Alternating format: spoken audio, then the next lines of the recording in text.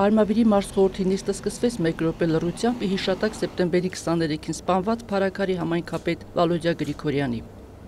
Սեփական եկամուտների հավաքման 9 ամսվա տվյալները ներկայացրեց ֆինանսական վարչության ղեկավարը։ Բացառությամբ պետտուրքի, որն անցած տարվա համեմատ ավելի քան 5 միլիոն դրամով պակաս է եղել, մնացած հարկատեսակների մասով դրանք գերազանցել են նախորդ տարվա ցուցանիշները։ Աճ է նախատեսվում հատկապես 4-րդ եռամսյակում, երբ բերքը հանձնելուց հետո գյուղացու ձեռքը գումար է գալիս։ Համայնքներ կա, որ պլանավորումներն արել են, այսինքն 4-րդ եռամսյակով ավելի շատ պետք է հավաքագրում կատարեն, եւ սպասում են այս 4-րդ եռամսյակի բերքի հանձնման հետ կապված հավաքագրումներին, որովհետեւ սեփական եկամուտների կատարողականը ավելի շատ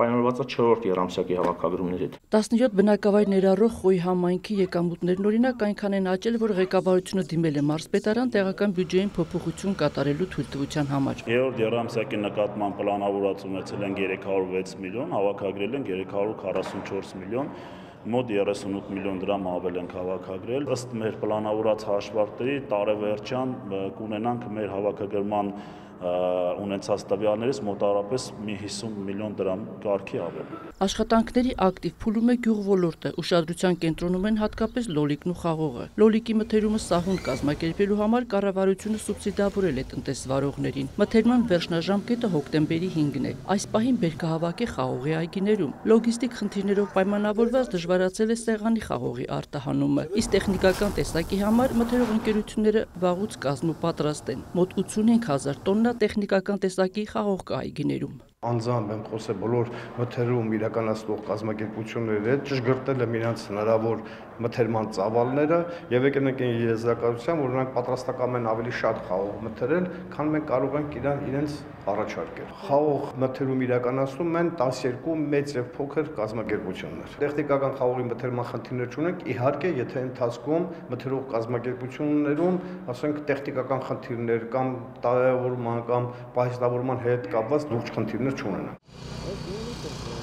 Փոփոխություն է կատարվել սուբվենցիաների տրամադրման կարգում, հաշվի առնելով տեղական բյուջեների հնարավորությունները, կառավարությունը համայնքների ֆինանսավորման նվազագույն շեմ է սահմանել։ Պետբյուջեից տրամադրվող չափաբաժինները նվազեցրել է 5%-ով։ Քանի որ մեր համայնքները հզորացել են, սեփական եկամուտները ավելացրել են տարիների ընթացքում խոշորացումից հետո։ Դրանով պայմանավորված արդեն համայնքները կարողանում են ինքնուրույն իրենց գործերը, իրենց գումարներով կատարել։ Հասնելու ենք, որ համայնքները այնքան հզոր լինեն, որ իրենք իրենց սեփական եկամուտներով իրենց բյուջեով կատարեն աշխատանքները։ Սուբվենցիաների տրամադրման փոփոխությունը սակայն չի վերաբերում Ֆերիկին։ Եզդիաբնակ գյուղի բյուջեն չի գերազանցում 50 միլիոն դրամը։ Մնացել է ուղղություն 11 ուղղություն եւ ամենաառավելագույն ոլորտները, որ մաքսիմալ առավելագույն տոկոսը կառավարությունը հատկացնելու է, շարունակում են մնալ խմելու ջրամատակարարման, ջրահեռացման համակարգերի կառուցումը, ոռոգման համակարգերի կառուցումը, նախադպրոցական հաստատությունները, փողոցների մայթերի սալարկում խճապատումը, բայց բնական քարով եւ այսպես կարգով ոլորտային պատասխանատուները համայնքների հայտերը կազմելիս պետք է անպայման առաջնորդվեն այս փոփոխություններով։